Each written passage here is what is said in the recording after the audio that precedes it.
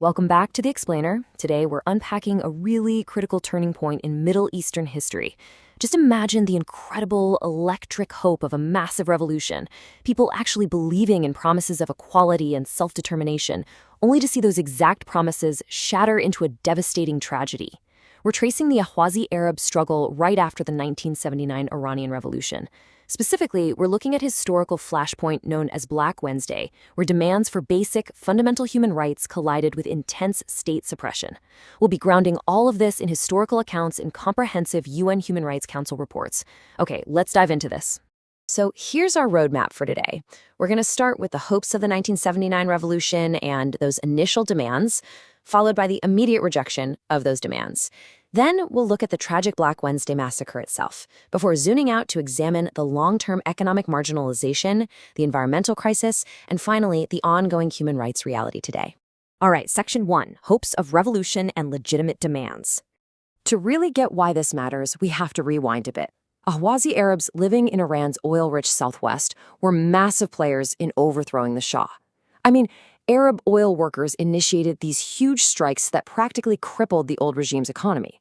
And they did all of this because they genuinely believed Ayatollah Khomeini's initial promises of equality and justice, promises he was making all the way from his exile in Paris. So, hoping to get back rights they'd lost since 1925, an Ahwazi delegation led by Sheikh Haqqani headed to Tehran in May 1979 to present their demands to Prime Minister Mehdi Bazargan. Now, this is key.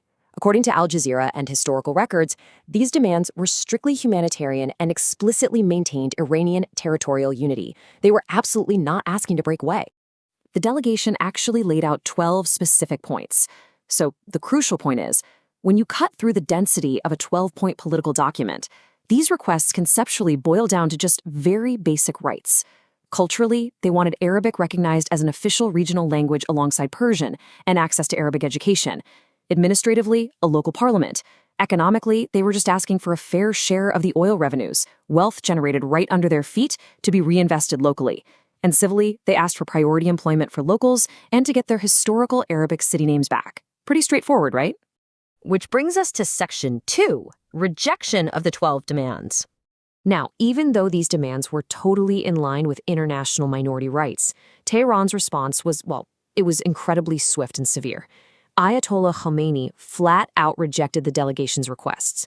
This marked a massive, abrupt shift from his revolutionary promises of equality for all to a very rigid Persian-centric policy. He explicitly stated that Islamic interests dictated that we do not recognize these rights. He essentially viewed any ethnic demands as a direct threat to national unity. And get this, historical accounts note that even though Khomeini was fluent in Arabic, he point-blank refused to speak the language with the Ahwazi delegation. And that ideological rejection, it very quickly turned physical. The leader of the delegation, Sheikh Haqqani, and remember, this was a man Khomeini himself had initially appointed as his representative in the region. He was arrested and put under house arrest in Qom. For the Ahwazi Arabs, this wasn't just an arrest. It was a devastating signal. It was a massive red flag indicating that the brand new Islamic Republic was just going to double down on the oppressive, centralizing policies of the Shah's regime that they had literally just helped overthrow. Moving to Section 3, the Black Wednesday massacre in Mohammerah. Let's move to and see how this builds across a really tight timeline, literally just 1 week. A quick warning here, the escalation we're about to look at is deeply tragic. The rejection of those demands set the stage for a violent climax. Following the rejection on May 23rd, peaceful protests started popping up in the city of محمرة. By May 29th, civilians were just gathering in the streets, demanding the government honor the revolution's promises. But literally the next day, on May 30th, Ayatollah Khomeini directly ordered a crackdown. The governor of Khuzestan, Admiral Ahmed Madani, unleashed a massive military assault. We're talking naval forces, the Revolutionary Guards, and besieged militias, all brought in to violently crush civilian protesters. The human cost of this was absolutely staggering, though.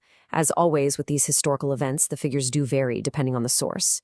Western reports from that time, like the Washington Post, cited over 100 dead overall in the street clashes.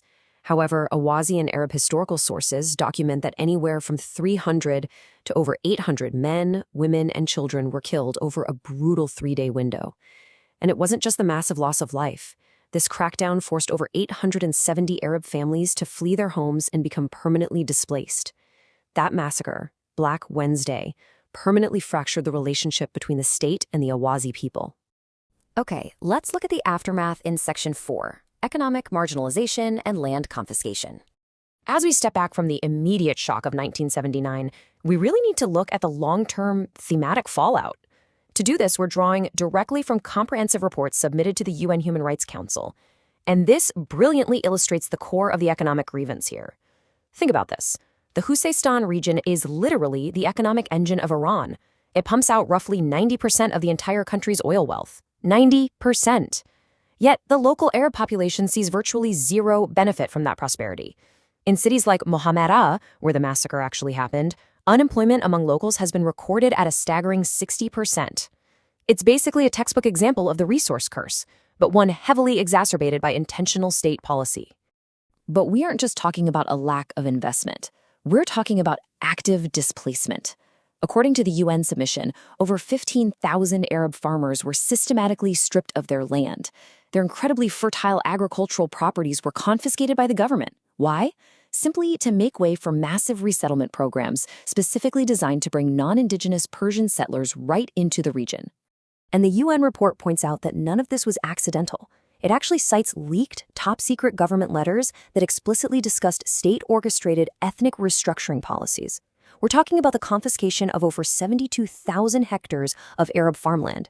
And as these locals were pushed out of their ancestral lands, they were forced into impoverished shantytowns.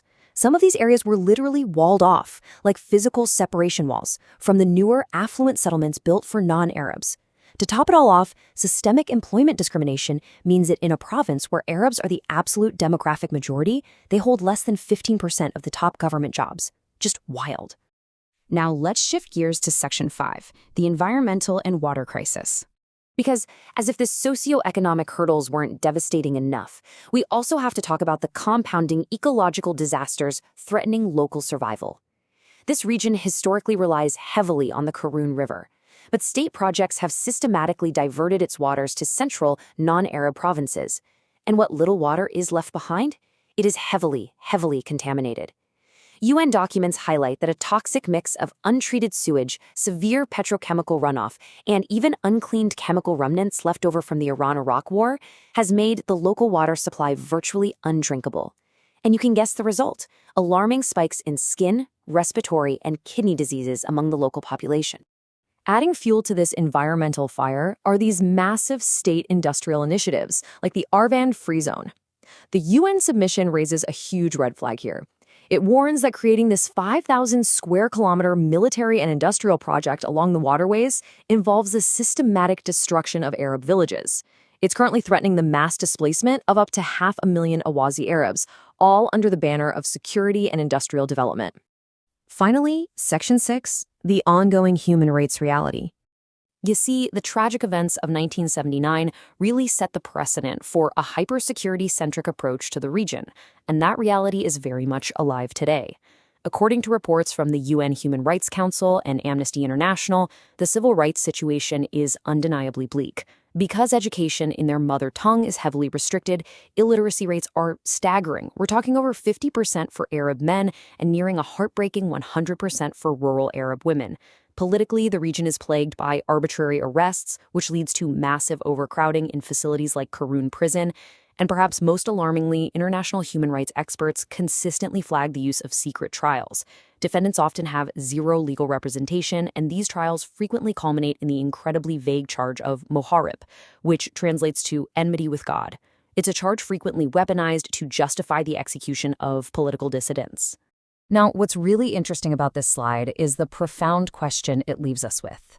From the shattered promises of the 1979 revolution and the absolute bloodshed of Black Wednesday, right through to the systemic, economic, demographic, and environmental erasure that's being meticulously detailed in UN reports today, we have to step back and ask, when a population's pursuit of basic human rights and self-determination is met with decades upon decades of systemic erasure, how can the cycle of marginalization ever actually be broken?